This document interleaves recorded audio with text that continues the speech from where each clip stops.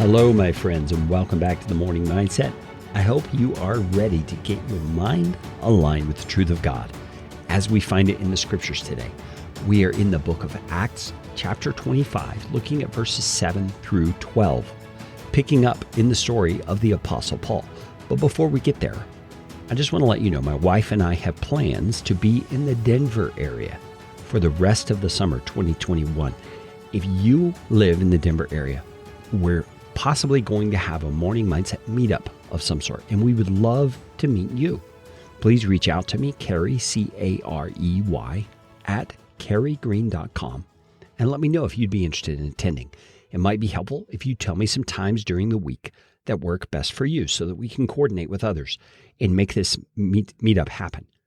If you don't hear back from me, please check your spam folder. For some reason, my emails seem to wind up there sometimes, so I would love to hear from you about a Morning Mindset meetup in the Denver area.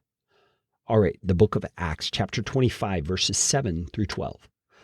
We find Paul standing before the new governor, Festus, and this is the first time he's going to hear Paul's case.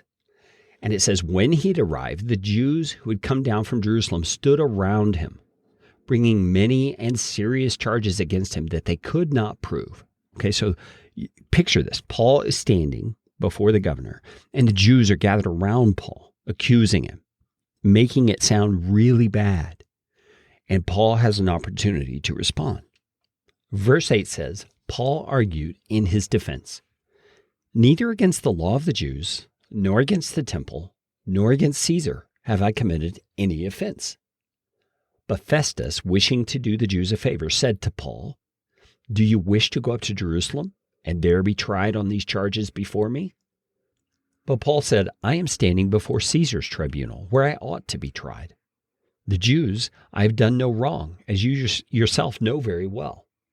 If then I am a wrongdoer and have committed anything for which I deserve to die, I do not seek to escape death. But if there's nothing to their charge against me, no one can give me up to them. I appeal to Caesar." Then Festus, when he had conferred with his council, answered, "To Caesar you've appealed. To Caesar you shall go." Oh my goodness, my friends. I'm not sure that's what Paul expected to happen or what he wanted to happen.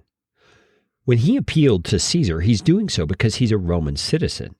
He's standing in the place where his rights are to be heard by the Roman officials, not the Jewish officials, because he's a Roman citizen. And so when he appeals to Caesar, he's essentially saying, I don't want you to send me back to Jerusalem. I really shouldn't be sent back to Jerusalem because there I'll be tried by the Jewish courts and in the Jewish system. And even though you're there, it's going to be tainted. I am where I belong. And I appeal to you to judge the case yourself. But instead, Festus is going to pass the buck. He's going to pass this off to Caesar's tribunal. He's going to send Paul to Rome to have his case heard by Caesar. Now, this is an amazing turn of events, one that Paul didn't expect, I'm sure, one that his accusers, the Jewish leaders, definitely didn't expect to happen. And Paul is once again in this holding pattern. He finds himself still in this big time of conspiracy. And I don't believe that Paul had an attitude where he kind of rolls his eyes and says, oh boy, when is this ever going to end? Now, it seems like Paul had an attitude that whatever the Lord brought his way, even if it was outside the scope of his own imagination and reasoning, he was going to embrace it as an opportunity, not an obstacle. And my friends, I think we need that mindset. We need that perspective many times in our lives because we get in our minds a particular destination or particular goal or particular outcome to our circumstances and situation that we get fixated on. And we lose sight of the fact that God looks at and deals with so much bigger of a picture than we're able to see. My wife and I have been learning this more about ourselves and about the way that we look at life. And we're realizing God is up to so many things. And he's including us in that plan, but he's not necessarily revealing every bit of it to us. And we've got to have our hearts and our minds open to the reality that he is doing things beyond our comprehension.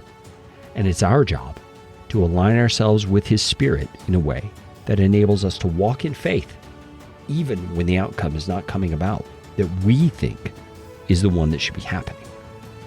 Jesus, encourage us in our faith to trust you to do what's best in the end, and to release our own sense of what's right and wrong in our situation, so that we can embrace what you say is right and wrong in this situation, even if the outcome is not one we'd even imagined or wanted. Jesus, give us stronger, bigger, more faithful faith in your name.